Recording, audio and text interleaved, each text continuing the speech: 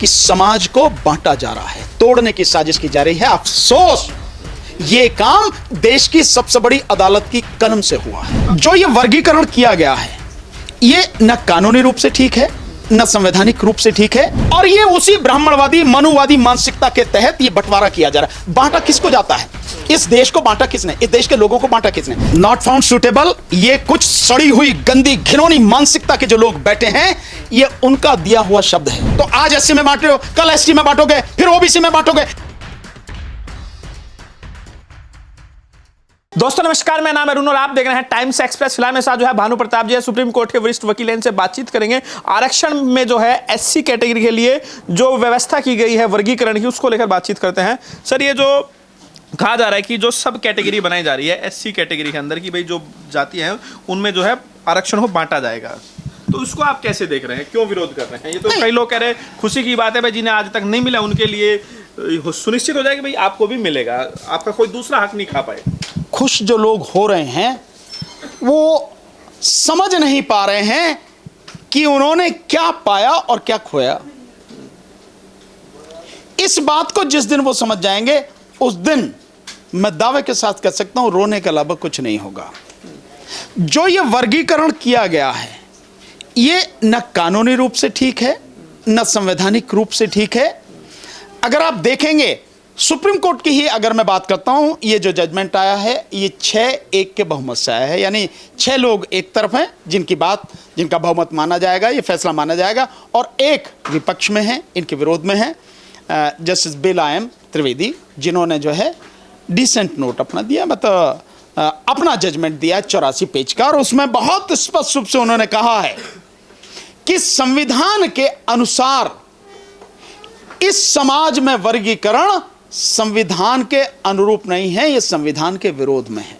वर्गीकरण नहीं हो सकता। संविधान निर्माताओं ने और संविधान सभा में जो बहस चली, इस पर डिटेल में सारी चीजें हुई, और तब ये हुआ कि इन सभी को एससी समाज में जो जितने भी जातियां हैं उन सबको इस वर्ग में रखा जाए। उनकी सबकी सामाजिक, शैक्षणिक और आर्थिक स्थिति इस तरह की है, तो उनको सबको एक जगह रखा वर्गीकरण किया जा रहा है, सब कैटेगरी बनाई जा रही है, वो बनाई हुई तो एससी कैटेगरी है ना, मिलेगा तो उन्हीं को, कोई और तो खा नहीं जाएगा। नहीं, ये है कि जो संविधान निर्माताओं की, संविधान सभा की जो भावना थी, ये उस पर आघात है।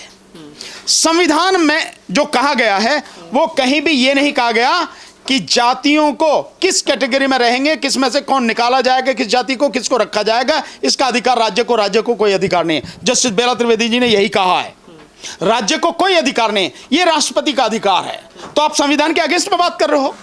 आप संविधान के अगेंस्ट में बात करते हुए इनके वर्गीकरण का, किसको किस जाति को किस में रखा जाएगा, ये अधिकार आप स्टेट गवर्नमेंट को दे रहे हो, जो गैर संवैधानिक है। ये गलत कितनी जातियां हैं? लगभग जो है 1200 के लगभग, तो 1250 पूरे देश में। कितनी कैटेगरी? मुझे नहीं पता आप कितनी बांटेंगे, बांट लें जितनी भी बांटे भाई, जिस हिसाब से बांटनी है। आरक्षण तो 22.5% है एससी एसटी का, एससी का आरक्षण 15% है, उस 15% को बांट लो जितना में बांटना है। पहले ही आरक्षण खत्म किया जा रहा है निजीकरण के कारण, निजीकरण के आधार पर, निजीकरण के नाम से आरक्षण खत्म किया जा रहा है।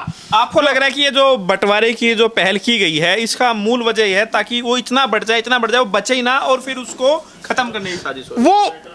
वो दे भी नहीं रहे। अगर उनकी नीयत साफ होती और सुप्रीम कोर्ट भी न्याय करती, तो सुप्रीम कोर्ट सबसे पहले सरकार से पूछती कि 22.5% आरक्षण जो शुरू से मिला था, आज तक तुमने पूरा किया या नहीं किया? नहीं किया तो क्यों नहीं किया? सुप्रीम कोर्ट को पूछना चाहिए था। हकीकत में आज की तारीख में एससी का और एसटी का जो आरक्षण है, बड़ी मुश्किल से, कहने को 22.5% है, पर बड़ी मुश्किल से वो 10 से 11% ही है पूरा, बाकी है ही नहीं पूरा। 70 साल में वो पूरा नहीं किया, तो आपने अभी पूरा नहीं किया। आपके पास में किस जाति की कितनी संख्या है, ये जातिगत जनगणना हुए बिना आपको पता नहीं लगेगी, और वो आपने कराया नहीं। जिसकी मांग अखिलेश यादव और राहुल गांधी जी और ये सब विपक्ष के लोग कर रहे हैं, तो आपके पास आंकड़े नहीं है, आपके पास कोई जमीनी डाटा नहीं है, कोई किसी भी तरह का, और आप बांट रहे हैं। सर, अभी जो कैटेगरी है वो एससी एसटी ओबीसी, तो अभी कैटेगरी, अभी जो व्यवस्था है, लेकिन सर अगर ये इसको डिवाइड कर दिया जाएगा इस तरीके से, तो आपको क्या लग रहा है कि जिन लोगों को ये जो आरक्षण की जो व्यवस्था है अब उससे खत्म हो जाएगी, आरक्षण मिल नहीं पाएगा? नहीं, आरक्षण वैसे भी नहीं मिलेगा, आरक्षण को वो खत्म भी नहीं करेंगे, आरक्षण देंगे भी नहीं। और ये उसी ब्राह्मणवादी मनुवादी मानसिकता के तहत ये बंटवारा किया जा रहा है। बांटा किसको जाता है? इस देश को बांटा किसने? इस देश के लोगों को बांटा किसने? इस देश के लोगों को पहले तो बांटा 4 वर्णों में, ब्राह्मण, क्षत्रिय, वैश्य और शूद्र, 4 वर्णों में बांटा। और उसके बाद इस शूद्र समाज को लगभग 6743 जातियों में बांट दिया। तो मतलब ये बांटा ना। और यही काम अब जब संविधान निर्माताओं ने, संविधान सभा के जो हमारे महापुरुष थे, उन लोगों ने मिलकर एससी को एक किया, यानी लगभग 1200 जातियों को इकट्ठा किया। अब आप उनको बांटने के इकट्ठा कैसे कर दिया? इसको बांटो, तो आज एससी में बांट रहे हो, कल एसटी में बांटोगे, फिर ओबीसी में बांटोगे। इसका मतलब यह है कि यह काम जो कोर्ट वो करती थी, सरकारें करती थी, राजनेता करते थे, राजनीतिक पार्टियां करती थी, क्या वो काम अब सुप्रीम कोर्ट करेगी? सर कई बार मुद्दा सर संसद में भी उठा ये एनएफएस का, नॉट फाउंड सुटेबल। तो अभी जब एससी कैटेगरी की सीटें अगर वहाँ पे वो फिल नहीं हो पाती तो एनएफएस लिख दिया जाता है। तो अगर सर अब ये कोटा में सब कोटा जब बन जाएगा तो फिर तो सर ये वाली स्थिति जो है बहुत भयानक हो जाएगी, नॉट फाउंड सुटेबल वाली। नॉट फाउंड सुटेबल, ये कुछ सड़ी हुई गंदी घिनौनी मानसिकता के जो लोग बैठे हैं, ये उनका दिया हुआ शब्द है। अगर आप मेरे को बिठा दो तो मैं अगर चाहूंगा, मेरी नीयत खराब होगी, तो ये जितने भी बैठे हैं ऊपर सुप्रीम कोर्ट के जज से लेकर नीचे तक जितने बैठे हैं, मैं 1 मिनट में कह दूंगा सारे नॉट फाउंड सुटेबल, हटाओ ना, 1 मिनट में कह दूंगा। मेरी मानसिकता अगर गंदी होगी, पर अगर मैं न्याय करूंगा, अगर मैं कानून और संविधान के तहत काम करूंगा, तो जो हकदार है उसको जो है उसका हक मिलना चाहिए। मिलना चाहिए, नहीं मिलना चाहिए? अब मैं आपको उदाहरण देता हूं किस तरह से आप समझ रहे हैं नॉट फाउंड सुटेबल कह रहे हैं। इतने लोग आईएएस में टॉप कर रहे हैं, शेड्यूल कास्ट के कितने लोग आईएएस में टॉप कर रहे हैं लगातार, देखे ना, लड़की ने टॉप किया, लड़के ने टॉप किया, इतना ऊपर के आ रहे हैं, आ रहे नहीं आ रहे? तो अगर फाउंड सुटेबल नहीं तो कैसे आ रहे हैं वो? आ रहे नहीं आ रहे? इस देश में जो जितने भी राष्ट्रपति हुए हैं, उन राष्ट्रपतियों में 2 राष्ट्रपति सबसे काबिल हुए हैं। एक के.आर. नारायणन जी जो शेड्यूल कास्ट थे, और एक एपीजे अब्दुल कलाम साहब। ये 2 राष्ट्रपति सबसे ज्यादा इंटेलिजेंट, सबसे ज्यादा मानवतावादी और अच्छे हुए हैं। वो काबिल नहीं थे, काबिल नहीं थे उसमें। सुप्रीम कोर्ट में एक जज हुए जस्टिस के रामास्वामी जी, देखो उनका 6 साल का इतिहास सुप्रीम कोर्ट में, जितने जजमेंट पूरी सुप्रीम कोर्ट नहीं कर सकी उस दौरान जो उन्होंने जजमेंट दिए, देखो ना। तो नॉट फाउंड सुटेबल क्योंकि तुम्हारी मानसिकता गंदी है, इसलिए तुम कर दे रहे हो नॉट फाउंड सुटेबल।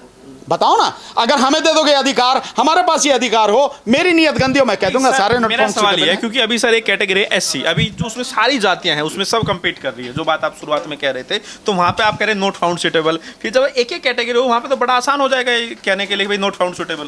बड़े आराम से, बिल्कुल आप सही कह रहे हैं, आपने बिल्कुल सही कहा है कि जब इतने बड़ी संख्या में फाउंड सुटेबल नहीं मिल रहा है इन्हें, सो बाकी जब वर्गीकरण हो जाएगा फिर तो कह देंगे भैया कोई सुटेबल नहीं, हटाओ इन साइड में, तब पता लगेगी कि 2% कैसा हुआ। तो ये मेन डर ये है, ये करने के लिए हो रहा है सर। मेन डर ये है कि समाज को बांटा जा रहा है, तोड़ने की साजिश की जा रही है। अफसोस ये काम देश की सबसे बड़ी अदालत की कलम से हुआ है। तो आपको ये लग रहा है इससे आरक्षण जो है, जो व्यवस्था है वो चरमरा जाएगी, खत्म हो जाएगी? नहीं, आरक्षण तो आप इनकी नियत ही नहीं है देने की, ये तो खत्म ऑलरेडी कर ही रहे हैं। जिस तरह से निजीकरण कर रहे हैं ये खत्म कर देंगे। और मोदी जैसे लोग रहे, भाजपा जैसे सत्ता में रही, तो बेड़ा गर्क होना ही होना है, कुछ नहीं होना। आप ये खत्म भी नहीं करेंगे और वैसे भी आंदोलन को लेकर करेंगे भैया, वैसे भी खत्म कर देंगे। आप लोगों का क्या प्लान है? देखिए, हम इस विषय पर सभी जो समाज के जो लोग हैं, एससी, एसटी, ओबीसी, माइनॉरिटी के जो लोग हैं, सभी लोगों से मिलकर बैठकर बात करेंगे और उसके बाद आंदोलन की जो रूपरेखा बनेगी आप सबको बताया जाएगा। सर कई लोग भारत बंद को लेकर भी चला रहे हैं कि भारत बंद करेंगे। मैं नहीं मानता कि जो लोग इस तरह की बात कर रहे हैं उन्हें बिना पूरे जजमेंट को पढ़े, बिना उसको समझे और बिना तमाम लोगों से बात किए हुए, जो समाज में जागरूक साथी हैं, जो आंदोलन करते रहे हैं, जो लड़ रहे हैं, जो संगठन के लोग हैं, उनसे बात किए बिना, उनके बीच में रखे बिना तब तक कोई फैसला करना नहीं चाहिए। अगर किसी ने भी किया है तो निश्चित रूप से गलत है। मैं नहीं मानता कि ये कोई फैसला नहीं। सरकार से हमारी कोई मांग नहीं, सरकार से सीधी सी मांग है, बल्कि इतना ही कहना चाहते हैं कि जिस तरह से इलेक्शन कमीशन के मामले में सुप्रीम कोर्ट के फैसले को सरकार ने बदल दिया, और भी बहुत पहले, उससे पहले भी बहुत फैसले हुए जिनको सरकार ने कानून लाके बदल दिया, इसी तरह से इस फैसले का जो प्रभाव है उसको खत्म करे कानून लाके, और करे कि जो व्यवस्था पहले थी वही रहेगी। आपको लग रहा है होगा या नहीं? बिना आंदोलन के कुछ नहीं होगा। और इस पे आंदोलन मैं विश्वास के साथ कह सकता हूं पूरे देश में इस फैसले के बाद जबरदस्त हलचल है और आप ध्यान रखिए, विश्वास रखिए कि पूरे देश में आंदोलन होगा, बड़ा जबरदस्त तरीके आप कह से रहे हैं देशव्यापी आंदोलन। देशव्यापी आंदोलन होगा, इसमें मुझे कोई शक नहीं। लेकिन सर कई लोग ये भी कह रहे हैं कि इसमें वही लोग आंदोलन कर रहे हैं जो इससे लाभान्वित थे अब तक की स्थिति से। ये तो कुछ भी आप वो दे दो, आर्गुमेंट दे दो, मैं तो कह रहा हूं हमें छोड़ दो आप। मैं तो कह रहा हूं जिनको लगता है कि ये लोग लाभान्वित थे और ये हल्ला मचा रहे हैं, उनको बिल्कुल बंद कर दो, अभी मत दो। लेकिन जो खाली पड़ा है, जो 11, 11.5, 12% खाली पड़ा है, उसमें उन सबको भर दो। जिनको आप समझ रहे हो कि भाई इन लोगों को नहीं मिला या इनका हक मारा गया, मैं कह रहा हूं, पूरे विश्वास से कह रहा हूं कि आप उनको भर दो और पूरा कर दो, पहला आरक्षण पूरा कर दो। आप 2% की आधा % की बात कर रहे हैं, मैं कह रहा हूं उन्हें दे दो पूरा। बीजेपी में जो SC/ST के नेता हैं उनके लिए क्या? छोड़ो नेताओं की बात, छोड़ो नेताओं का हमने हाल देख रखा है, वो क्या करते हैं। अगर ये वाली बात अब सर उस तरह की सरकार नहीं है, अब तो गठबंधन की तो सरकार इन है। जब जजमेंट आ गया, सब कुछ आ गया, तो उन नेताओं को पहले ही बोलना चाहिए ना भाई, उनको बोलना चाहिए प्राइम मिनिस्टर के सामने ये मामला रखें और इस पे कानून लाके इसको खत्म करवाएं, उन्हें बोलना चाहिए।